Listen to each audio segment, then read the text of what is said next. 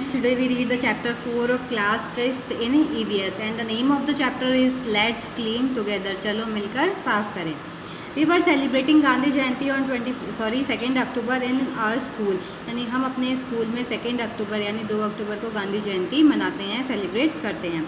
On that day, the work of cleanliness was going on at all the place under the Clean India mission in our country.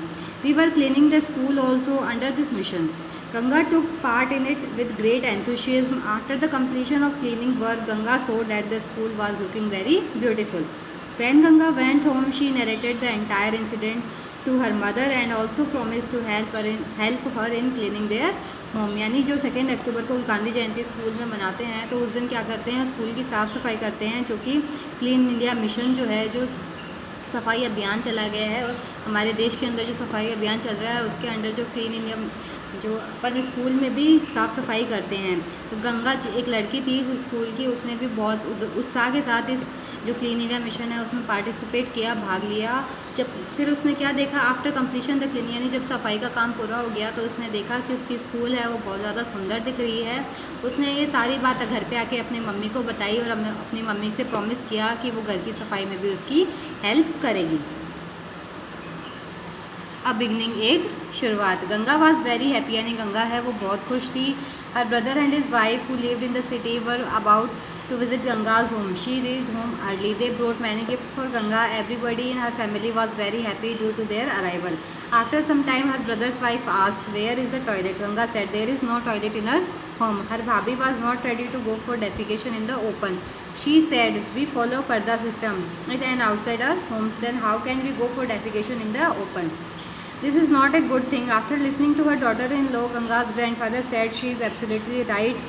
Call the laborers today and start construction of the toilet in the backyard of the house." Nowadays, even the government is providing financial assistance for the construction of a toilet.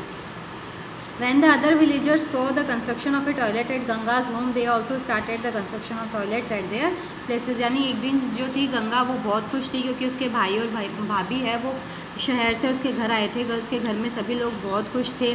फिर एक दिन गंगा की भाभी ने उससे पूछा कि toilet कहाँ है. तो गंगा ने बोला कि यहाँ टॉयलेट नहीं है, हम जो डेफिकेशन है वो ओपन में ही करते हैं. तो गंगा की भाभी ने उसे बोला कि जब हम घर के अंदर और बाहर पर्दा सिस्टम को फॉलो करते हैं तो हम बाहर खुले में टॉयलेट यूज़ कैसे कर सकते हैं. तो फिर गंगा के दादाजी ने बोला कि ये बात बिल्कुल सही है और उसी दिन तुरंत उसने लेबरर्स को बुलाया यानी काम करने वाले मज़दूरों को बुलाया और टॉयलेट बनवाना शुरू कर दिया. और आजकल सरकार जो है वो भी टॉयलेट बनवाने के लिए फाइनेंशियल हेल्प करती है यानी वित्तीय सहायता करती है.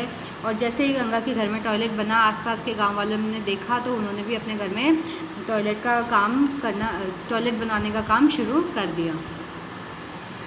Cleanliness must be our habit not show off यानी साफ़ सफाई जो है वो हमारी आदत होनी चाहिए, हमें शो ऑफ करने के लिए साफ़ सफाई नहीं करनी चाहिए. गंगा के भाई भाभी जो थे वो चंडीगढ़ घूमने गए थे. जब वो लौट रहे थे तो जब वो घर लौटे तो उन्होंने अपने चंडीगढ़ की जो ट्रिप थी उसकी फ़ोटोज़ गंगा को दिखाई. तो गंगा ने देखा कि वहाँ के जो घर है वो यहाँ से काफ़ी बड़े और वहाँ जो साफ़ सफाई है वो भी यहाँ से ज़्यादा है. फिर थोड़े दिनों बाद जो गंगा के भाई के जो फ्रेंड थे वो भी उनके गांव घूमने के लिए आ रहे थे. तब गंगा ने सोचा कि यहाँ के घर तो वहाँ से छोटे हैं और यहाँ इतनी साफ़ सफाई भी नहीं है, तो उनके भाई के जो फ्रेंड है उनको यहाँ के अच्छा महसूस नहीं होगा. तो इस बारे में गंगा ने अपनी भाभी से डिस्कस किया क्योंकि वो बहुत ही समझदार महिला थी. तो गंगा की भाभी ने उसे कहा कि घर छोटे हों या बड़े इससे कोई मैटर नहीं होता या फिर इससे कोई फ़र्क नहीं पड़ता.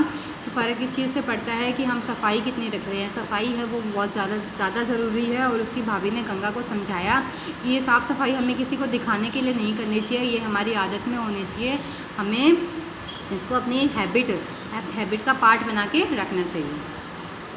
यानी गंगा ने अपनी भाभी की बातें या फिर भाई की वाइफ की बातें सुनने के बाद ये निष्कर्ष निकाले कि उन्होंने जो पेपर्स है, पेंसिल के छिलके हैं, पेंसिल शेविंग्स है, रैपर्स है, टॉफ़ीज़ के जो रैपर्स है, छिलके हैं, वो अपने क्लास में यहाँ वहाँ नहीं फेंकने चाहिए. हमें ना दीवारों पे नहीं लिखना चाहिए. फ्लोर्स और फर्नीचर को भी साफ़ रखना चाहिए, उनको गंदा नहीं करना चाहिए. हमें यहाँ वहाँ है थूकना नहीं चाहिए और इधर उधर कचरा है वो फैलाना नहीं चाहिए. हमें डेली नहाना चाहिए और साफ़ सुथरे कपड़े पहनने चाहिए. प्लास्टिक बैग का यूज़ नहीं करना चाहिए, उपयोग में नहीं लेना चाहिए प्लास्टिक बैग्स को.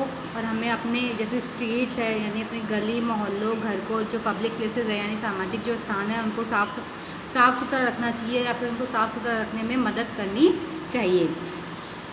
जब हम बाहर सब्जियां खरीदने जाते हैं, सब्जियां या फिर राशन ग्रोसरी खरीदने जाते हैं या फिर और कोई घरेलू सामान खरीदने जाते हैं तो हमें हमेशा कपड़े के बैग का इस्तेमाल करना चाहिए, न कि प्लास्टिक बैग्स का, क्योंकि प्लास्टिक बैग जो होते हैं वो एनवायरनमेंट को हार्म करते हैं, फिर पर्यावरण को नुकसान पहुँचाते हैं। तो ये था हमारा क्लीनलीनेस कैंपेन यानी सफाई अभियान। Thank you.